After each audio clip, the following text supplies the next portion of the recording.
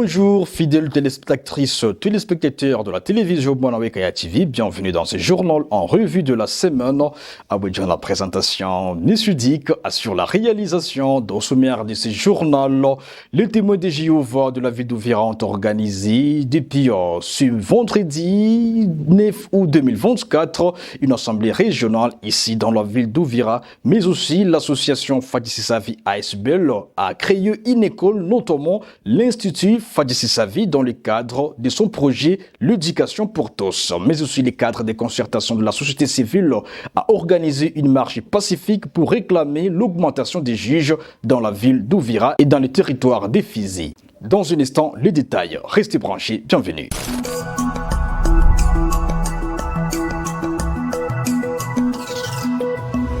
Et directement dans les détails, une assemblée régionale de 3 jours a débuté à partir de ce vendredi 9 août 2024 au dimanche 11 août 2024, bien sûr, par le témoin de Jéhovah de la ville d'Ouvira. Cette activité se déroule à l'esplanade de l'école primaire Amani, c'est sur l'avenue Mapinduzi au quartier Songo dans la ville d'Ouvira. Avec le thème « Annonçons la bonne nouvelle », l'un des organisateurs avec plus de précision. Je m'appelle Jires Kakosi, je suis témoin de Jéhovah, membre de l'Assemblée locale d'Ouvira Centre.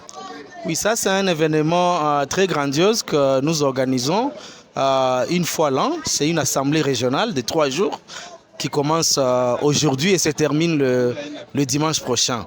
Nous aurons vraiment une session d'assemblée qui est riche d'enseignements. Et dont le thème principal, c'est « Annonçons la bonne nouvelle du royaume de Dieu ». C'est pour cela que nous sommes ici pour ces 3 jours. Tous les membres de notre communauté sont les bienvenus à cette assemblée.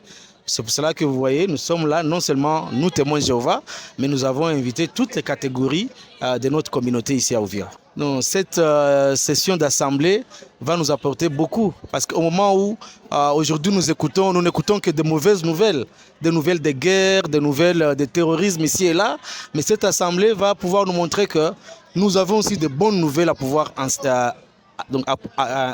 apporter aux membres de notre communauté. Surtout comprendre que le royaume de Dieu va pouvoir résoudre tous les problèmes de l'humanité. C'est vraiment une bonne nouvelle pour des personnes qui sont aujourd'hui dans des détresses et sans aucun espoir. Signalons que lors de cette première journée, plus de 2308 personnes, dont 11 sur 1008, ont participé à cette cérémonie. Les participants ont manifesté leur contentement, dont certains parmi eux s'expriment. Moi, je m'appelle Christine Moussonda. Je suis témoin de Jéhovah et je suis à l'Assemblée régionale.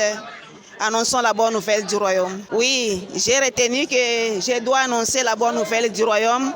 C'est vraiment une nécessité. Cette assemblée m'a stimulé à annoncer la bonne nouvelle du royaume avec zèle. Moi, c'est James Kalezo, je suis témoin de Jéhovah. Je viens à l'Assemblée régionale des témoins de Jéhovah 2024 qui a pour thème « Annonçons la bonne nouvelle ». Vraiment, au cours de cette journée, je viens de voir comment le livre, les 4 évangiles pourraient m'aider dans ma vie de tous les jours. De voir d'ailleurs des certitudes et que ce livre était inspiré par Dieu. Il fait partie de tous les enseignements précis et que Jéhovah avait voulu en sorte que les humains puissent comprendre. Vraiment, par exemple, comme je pourrais signaler dans le livre de Matthieu, j'ai compris comment Matthieu utilisait au moins 10 exemples de plus que les autres et que Jésus utilisait dans son ministère. À ce stade, je vois que je peux les utiliser dans le ministère lorsque je prêche ou lorsque je conduis un cours biblique. Je peux illustrer des exemples qui permettront d'autres personnes de comprendre l'idée principale de mon enseignement. Dans ma vie quotidienne, je dois mettre en pratique la façon dont Jésus avait vécu sur terre, par exemple l'amour qu'il a manifesté envers les gens, la miséricorde qu'il montrait. Je devrais le faire avec d'autres personnes, dans les membres de ma famille ou des personnes avec qui nous nous réunissons ensemble. En tout cas, nous avions été encouragés. Et je dois nécessairement le dire à tous ceux qui ne sont pas là, nous l'invitons. Ils sont les bienvenus, ils peuvent passer chez nous et seront encouragés comme nous. Et peut-être ils auraient aussi la joie de pouvoir parler de ce que je suis en train de parler devant vous et pourraient peut-être exprimer plus que ce que je suis en train de dire. Le cadre des concertations de la société civile a réclamé mercredi 7 août 2024 l'augmentation des juges dans des tribunaux d'Ouvira et Fizi au sud Kivu dans l'est de la RDC. C'était à travers une marche pacifique chitant au bureau de la mairie d'Ouvira, d'où leur mémorandum a été lu et déposé auprès de l'autorité urbaine, dont le maire adjoint de la ville d'Ouvira, Kifara Kapenda Kiki. Pour les organisateurs, les prisons sont débordées par des détenus non encore jugés, faute de juges ici dans la ville d'Ouvira et dans les territoires de Fizi. François Iguilima avec plus de précisions.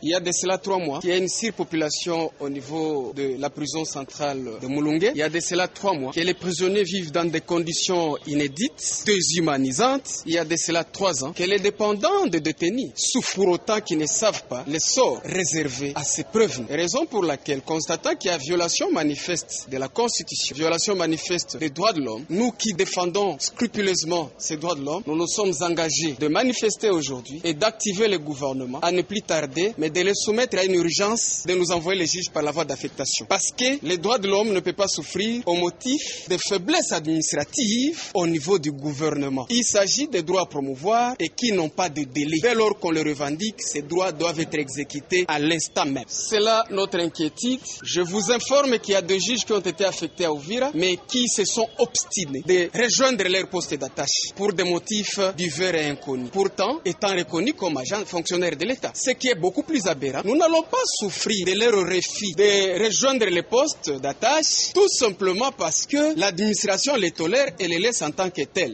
Contribuer à l'enseignement de qualité et l'accès à l'éducation est l'objectif d'une création d'une école dans l'Institut Fadji Sissavi dans la ville d'Ouvira dans l'est de la RDC. Selon la coordinatrice de cette structure citoyenne, ces gestes rentrent dans le cadre de leur projet L'éducation pour tous. Madame Fatima Katembofura avec plus de précision. On crée une école parce que parmi nos projets, nous avons les projets des domaines de l'éducation. C'est parmi ces projets-là qu'on a créé l'école. Il faut bien que dans la cité d'Ouvira, il y a des enfants qui n'étudient pas. Certains par manque de moyens et qu'en sais-je. Alors nous avons créé l'école Institut Fadji Sissavi pour l'amélioration, pour permettre les élèves les enfants qui n'étudient pas d'étudier aussi. Bon, vous savez que nous sommes encore une association nouvellement créée, mais avec le temps, nous aurons aussi notre bâtiment. Nous logeons dans les quartiers Mulongwe, avenue Chichi. Bon, nous visons seulement l'éducation des enfants. Parce que nous voulons permettre les enfants qui n'ont pas les moyens d'étudier, qu'ils puissent étudier aussi. L'inscription est gratuite. Les frais scolaires, c'est à $6.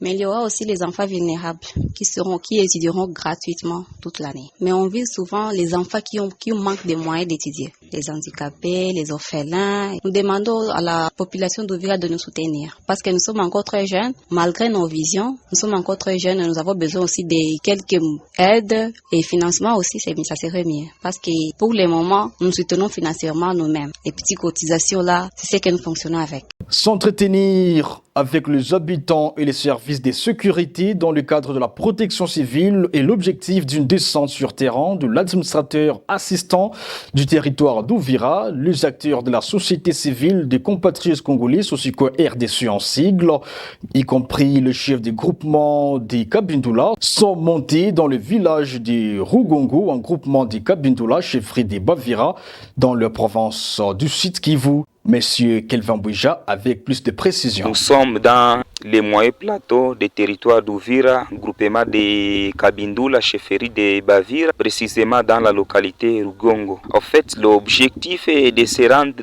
dans la localité de Rugongo, juste pour s'entretenir avec les conseils de sécurité, les FARDC, l'ANER, la PEN, ses habitants. Vous savez qu'auparavant, il y avait plusieurs tracasseries, il y avait un ça ne voit pas en sécurité. En fait, nous sommes dirigés dans cette localité Rugongo avec la délégation composée par l'administrateur du territoire et assistant et aussi les chefs des groupements Kabindoula et quelques membres de la société. C'est juste pour féliciter et pour encourager monsieur l'administrateur et aussi les commandants basés à Rugongo et aussi les capitaines basés à Ga. Vraiment attaquer société civile, c'est quelque chose à appuyer et à féliciter parce que vous savez que la sécurité est l'affaire de tout le monde.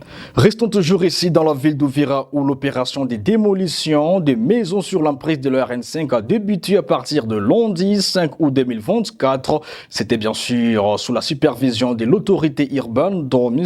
Kizamouato ainsi que le service de sécurité, signalant que cette démolition a intervenu après presque un mois de résistance des propriétaires des maisons.